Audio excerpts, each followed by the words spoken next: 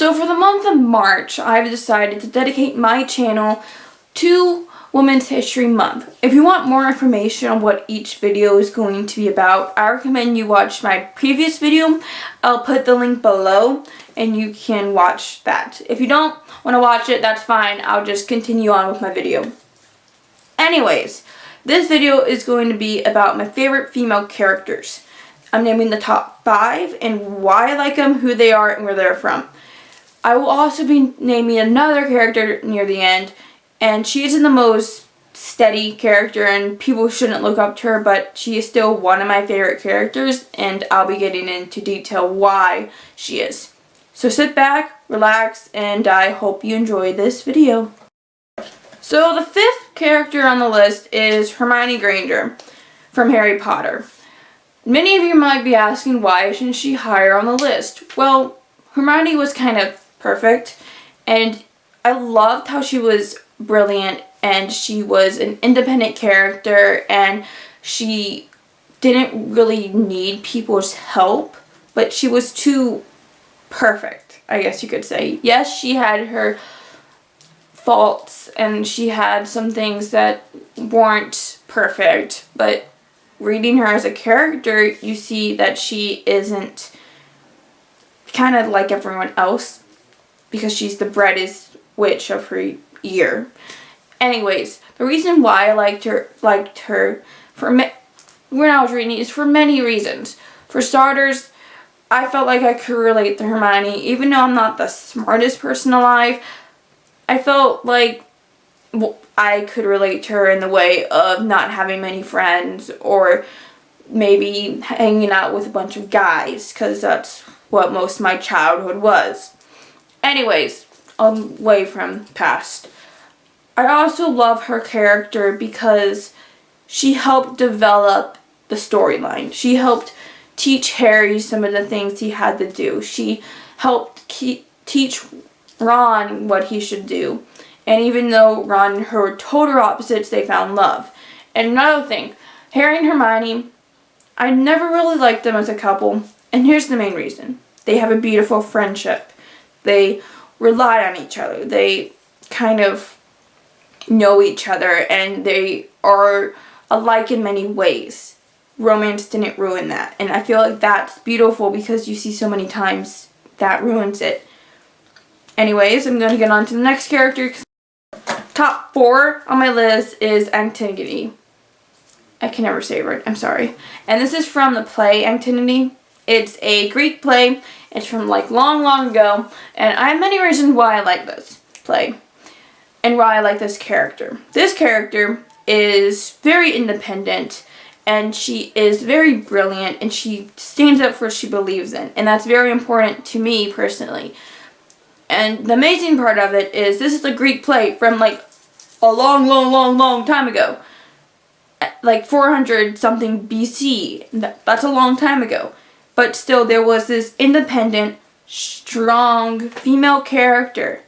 And I think that should show something because even though this character dies in the end, spoiler alert, but in my defense, it's been a really long time since this play has been released. So, I'm sorry. But even though she died in the end, and it was a tragedy, it's still her character, her standing up for what she believes in, should influence so many different people. It should say, I may be afraid to defy what I believe in, but if this character in this time could do that, I should be able to do it now because it's a much different time now. The classes are different, the society is sort of different, and I should be able to voice my opinions without the fear of being arrested or being anything like that, as long as it is peaceful. And this is why this character is important to me, because she rebelled against her country, her city, her leader, and she did this when she thought she was alone. And that's the beautiful part about this character, because she was the first real written strong female lead. Now I'm gonna go back to the teenage kind of stupid drama thing. In Pretty Little Liars, Spencer Hastings. Now, many of you are thinking, oh, I like a bunch of smart characters, so that means yeah, anyways. I love Spencer Hastings, and I've actually loved her since the beginning, and she's had some little wolves, like kissing older men and stuff. But besides that, her character is brilliant. She's independent, and she's trying, in the beginning of the series, she's trying to stop A. And she continues to do that for the entire series. But as the series continued, I fell more in love with her character because she had many breakdowns. She had many weaknesses shown, and she grew into drugs. Well, she already had the drug problem, but it deepened more. And I feel that character, to have so many different things and to be able to move past it, shows something to me.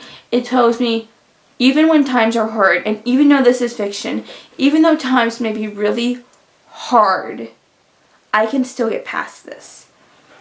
Some people think I'm overreacting with this character, but Spencer Hastings can be me in a way. Even though I'm not athletic and I'm not brilliant, I feel as if I can look to her as a role model. Even the actress. The actress had an eating disorder and she recovered from it. Knowing having that influence in my life can show me when times get hard, it's okay to break down as long as I can build myself up again. With the support of family and friends and loved ones, I will be okay, and that's why I love this character. So back to children fiction. My second favorite character is Annabeth Chase from Percy Jackson. Yes, I like another brilliant female character, but I like Annabeth because she has pride, and I don't have that. But Annabeth is very prideful, and she doesn't like the mistakes. But at the end of the day, she knows this, and she accepts this. It's her tragic flaw, as the Greek tragedies would go. And she's brilliant, and she's amazing. She's an amazing character, and she's independent, and she's everything I want to be in a person. I don't want to be some blonde, gray-eyed person, but I also want to be someone who's independent, who's strong, who's mentally strong, who knows her weaknesses but continues to go forth with them.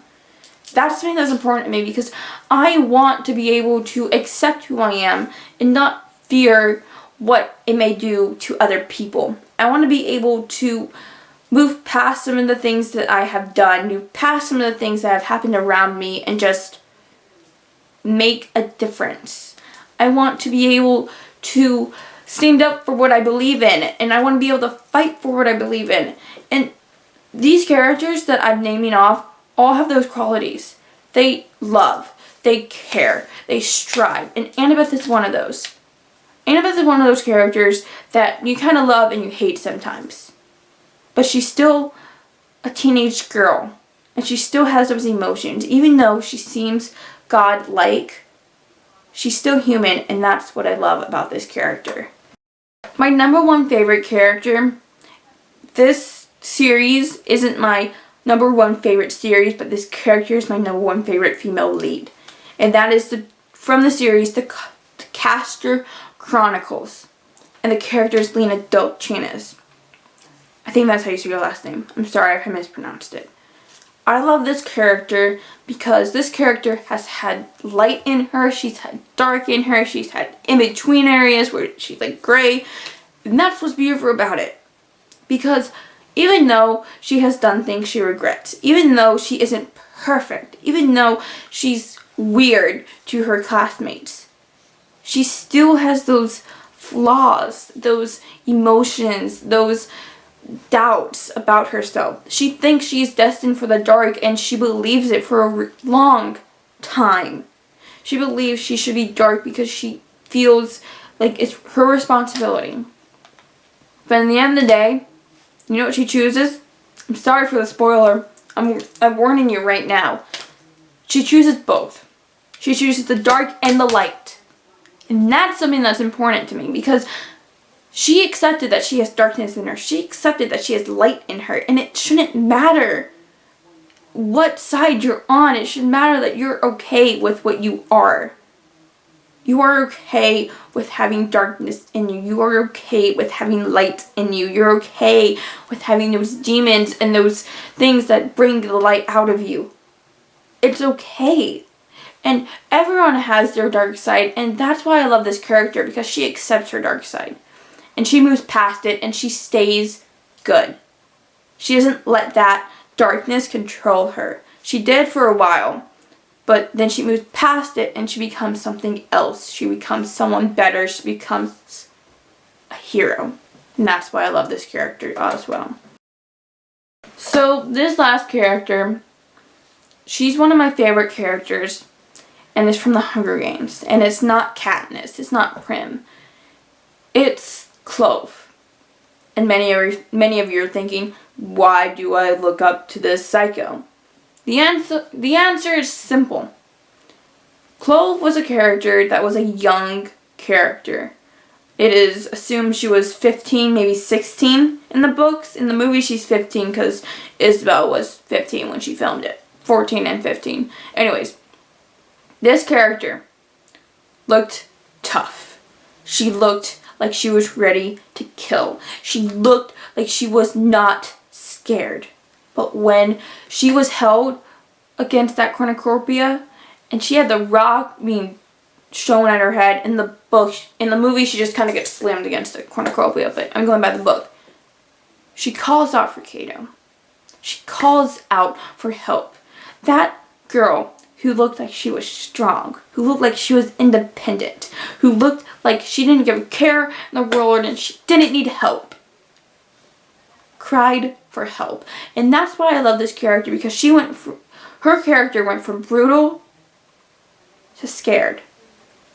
She went from being this tough person who had to grow up fast to being a 15-year-old. She was 15 or 16. She went from that.